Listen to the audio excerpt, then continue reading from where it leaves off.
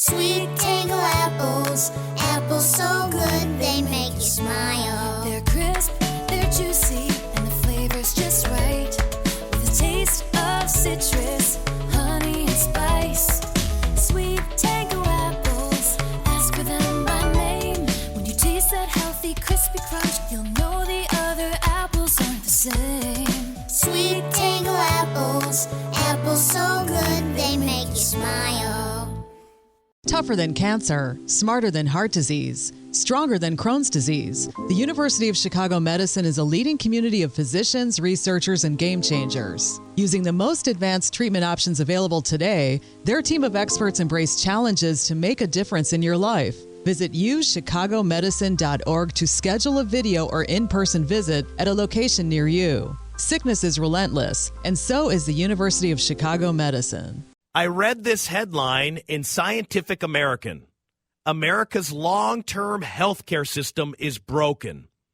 They go on, it's time to invest more in home-based care and nursing homes, increase workers' pay, and improve oversight.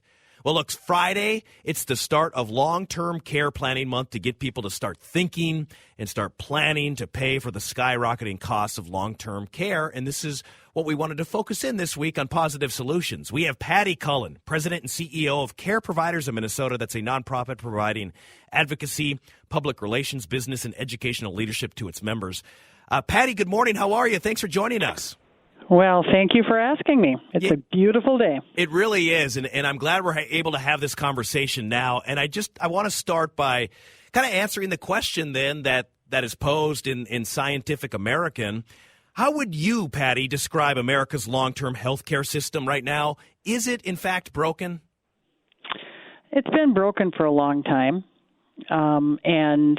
but I'm an eternal optimist. Mm-hmm. So in addition to being broken for a long time, as baby boomers are demanding more and asking more questions, I think they're looking at alternatives. They're looking at cool things like, can telehealth help me do things that I had never thought of doing before? Yeah, no kidding. I want to get into that in a second. So I'm with you. I am an eternal optimist. I see, the word broken, and I say, well, how can we help? How can we fix this? How can we be in a better place 5 years, 10 years from now? So I guess by doing so, Patty, we first have to look at the major challenges. So for people just kind of thinking about this casually today, what would be some of the biggest challenges facing long-term care? Well, I think the challenge we see front and center today is workforce. We don't have enough workers to do the care that folks need, no matter where they need the care. And there's a lot of activity being done right now on trying to shore up workforce. But we're not the only place that has workforce issues. So let's, set that aside. The other thing I would suggest is that folks don't plan for long-term care. They don't save for long-term care, nor do they line up options for themselves. And so I always tell folks, think about personally how you're going to pay for your long-term care. Start with yourself and then move on past that to your parents and siblings and extended family members. I think there's a lot of exciting things being talked about both in our state with our Own Your Future initiative as well as nationally in some of the bills posed right now. Investing in infrastructure for home and community-based services is still on the table. Mm-hmm. Yeah, that's such a good point, too, where it's, Patty, I think a part of that reason is that it's a hard conversation to have. It's not a fun conversation to have that, when I get to a particular age or if something happens and I need full-time care, what does that mean financially or even personally where the people around me? So it's a difficult conversation to have. It is a tough conversation, and sometimes you don't have it because you don't see it until you're visiting your family. And all of a sudden you realize, Mom forgot where she did what? You see it when you visit, if you're not a frequent visitor or don't have your loved one in your home community. So oftentimes long-term care is planned when it's a crisis, instead of in advance thinking about what happens if this, what would I do if this? Yeah, I imagine COVID has really impacted long-term care. How so? Well, first of all, we were in our settings before the vaccine happened in long-term care when you have frail folks in a congregate setting. The deaths initially were primarily of the population we serve. So we were hit hard at the beginning. But now with vaccinations and the push toward vaccines, I think it's not so much as deaths as opening up visitation and trying to figure out how to safely resume things. On the positive side, telehealth and virtual visits are things we never thought we'd be doing as much as we did during COVID. And I really hope that continues. Yeah. I mean, my 89-year-old mom can Zoom and use an iPad with the best of them. And I think being able to do telemedicine using iPads was something we did during COVID. I hope that continues. Yeah. Patty Cullen here, President and CEO of Care Providers of Minnesota. If you want to learn more about their group, careproviders.org. Now let's expand on that. This is the best part of the conversation. I want to get into the positives. You're an eternal optimist. I want to hear some of the policies and things that you're working on. And let's start with that telehealth. I think that is really what, this has been a tragic thing that has happened with COVID, but I think that there are going to be some things that we pull out of here and say, this is great. And I think telehealth is one of them where, it was around, but it wasn't maybe fully utilized before the pandemic because people said, well, I'm in my habit of doing this or doing that, and I go. I think that this is going to open up a whole new world, and it has, for a lot of different people, not just age, but depending on where you live as well. Oh, totally agree. And what we're hoping, we know that one of the biggest gaps in service delivery in our state has been transportation, especially in rural communities. Well, maybe you don't have to drive to a doctor's appointment.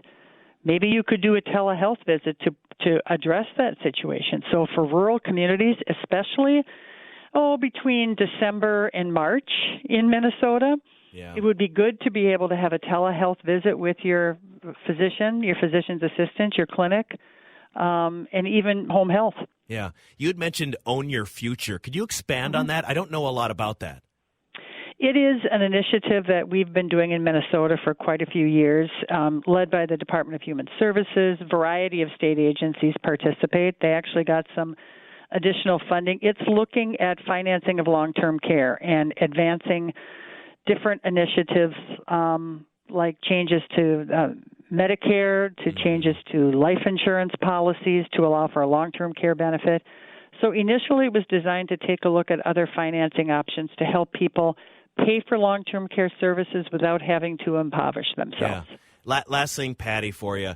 Is there anything else that your group is working on, whether it's a policy that you'd like people just to educate themselves on or look at and say, hey, this is something that we're doing here to help push this forward so that 5-10 years from now we can look back and say that was a turning point? I think the staffing is probably the number one thing. We are working on raising wages, raising benefits, increasing career ladders. I just hope people think of long-term care as a career, as a valued profession, and come join us. Yeah. We have caregiving needs in every variety of settings there are. Yeah. Patty, appreciate you. Thank you so much for taking time, and I'm glad we got to learn more about Care Providers in Minnesota today. Thank you so much, Corey. Take care. You too. Careproviders.org. She's Patty Cullen, the president and CEO of Care Providers of Minnesota. And so she answered it. The headline, America's long-term care system is broken. She said, yes, but, and I love that. Yes, but here is what we're doing. And we hear this all the time, whether it's this issue or that issue. It's, look what they've done wrong, look what they've done wrong, and this is because of this political party or it's that political party. Let's just get away from that. Let's not have all our conversations hijacked by political parties and just say, okay, long-term care, that affects all of us at some point in our lives. Personally, whether it's us or our loved ones, a parent, a grandparent, a spouse.